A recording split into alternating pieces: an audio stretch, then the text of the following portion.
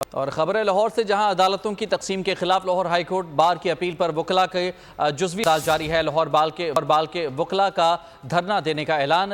وکلاء کے پیش نہ ہونے سے ہزاروں مقدمات کی سماعت متاثر ہوئی، سائلین پریشان ہیں۔ مزید تفصیلات جانتے ہیں نمائندہ بول نیوز عبدالرحمان سے۔ جی عبدالرحمان، بتائیے کیا صورتحال ہے؟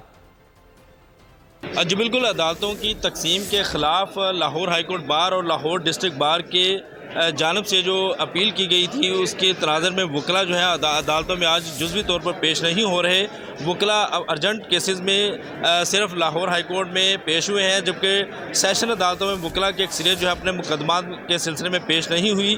لاہور ہائی کورٹ کے اندر جو ہے وکلاء عمومی نوعیت کے مقدمات میں بالکل پیش نہیں ہو رہے، جس کی وجہ سے آج تقریباً سارا دن جو ہے ہڑتال کا منظر جو ہے وہ یہاں پہ دکھائی دیتا رہا، اور وکلاء کے عدالتوں میں پیش نہ ہونے سے ہزاروں مقدمات کی سماعت جو ہے وہ متاثر ہوئی ہے۔